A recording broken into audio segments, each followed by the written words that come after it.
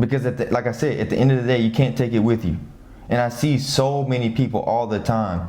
I have so many clients and so many associates that I see in real life that when I encounter them, right, they'll talk about anything and everything. But certain people come around, they won't talk about it because they're afraid of what those people might say. And I'm like, hey, we can have all types of conversations if it's just, you know, me and a couple other people.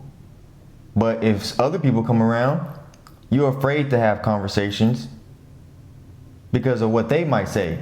But I know you're not afraid to have conversations if it was just me and you, because you don't want to lose that client, or because you don't want to lose that friendship.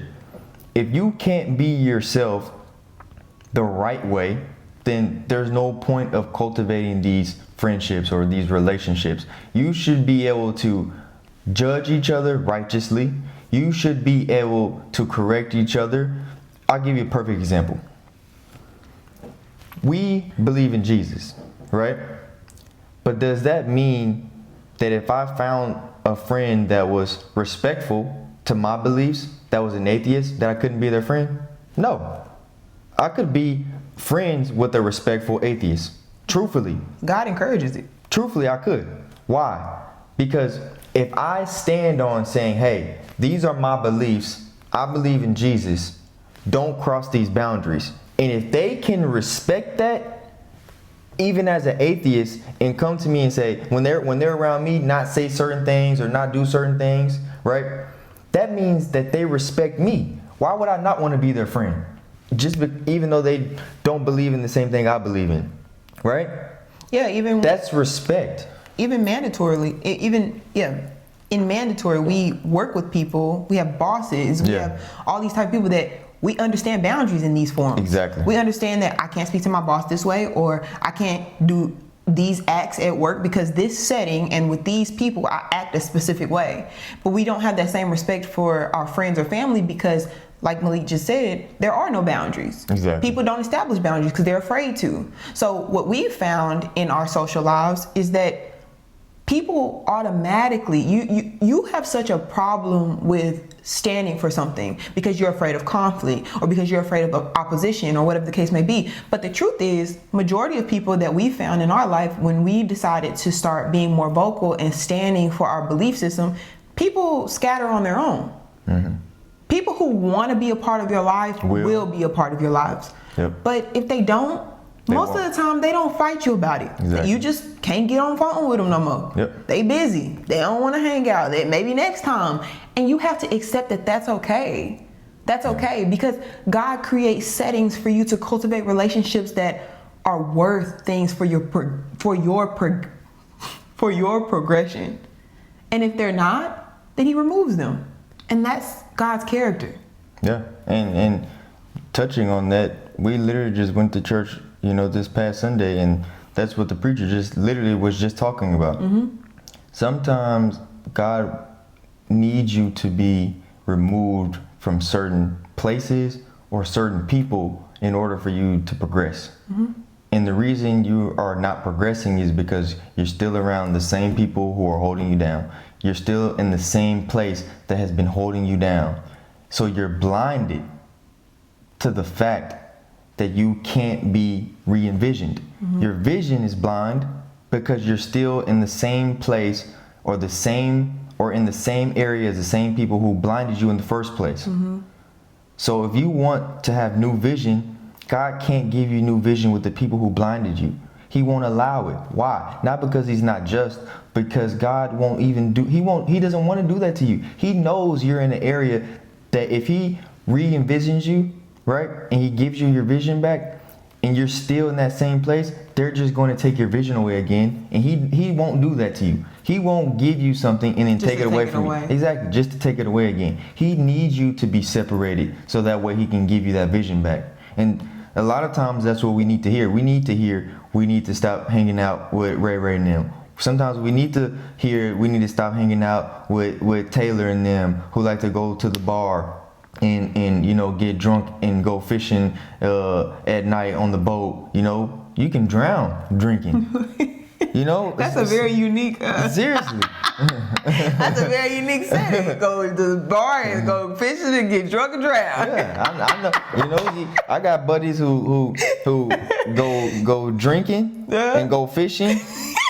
And I got buddies who like to go robbing. and we got a plethora of acquaintances. Yeah, I know a lot of people. Yeah. But you have to separate yourself from them. Because if you don't, you're going to end up in the same places as them, which is not good, which means you're going to be blinded. And back to this Obama thing, the moral of this story is stop taking people's words just because of who they are. Just because he was the president, just because he's a platinum rapper, just because they're a successful YouTuber, does not mean that their word is bond. It does not mean that their word means something. Because a lot of people, especially nowadays, their word means nothing. Do your own research. Do your own research. Read your own books. Create your own notes. And fact check. Cultivate something of your own. Yeah. Do not take the word, even from us. Do not take word for word someone that word means nothing. Now, it's okay, you know, if you can see someone whose actions align with their life and they're telling you something, that is totally different than someone telling you something and their actions in their life is the opposite of what they're telling you. You're listening to a man who has children, who's married to a woman, telling you about LGBTQ. Sometimes you're listening to a woman who's talking about feminism, and she's married to a man and she has children. Sometimes you're listening to a mother or a father who have children telling you how to be good parents and they're not taking care of their own children. Just because people are doing certain things or are in certain positions does not mean they have the authority or the law to tell you what's law. There's only one source where you can get that. And we all know what that is. We all know what that is. And especially at this table, we know what that is. So, we hope that this resonated with you. We would like to hear your opinions and what you think. But ultimately, we hope that you understand that your mind should be guided in the right direction by the right people and the right influences. We're not saying that we're the only influences, but we definitely have vetted information and we're only spreading things that we understand to be true. And if we have anything off, you are welcome to correct us because we are open to correction. But we definitely have great intentions and hope that you are experiencing the best quality of life that you can based on the decisions that you make and the life that you lead and what you want to pass down to your legacy and what you want to cultivate or what you want to have people say about you when you're not here anymore. That's what matters. A man's character matters. You can have money, you can have fame, you can have all these things, but nothing can buy you joy, nothing can buy you peace, nothing can buy you salvation. And with that being said, we hope you enjoy. We hope that you like, comment, share, and subscribe. And we'll see you guys in the next one.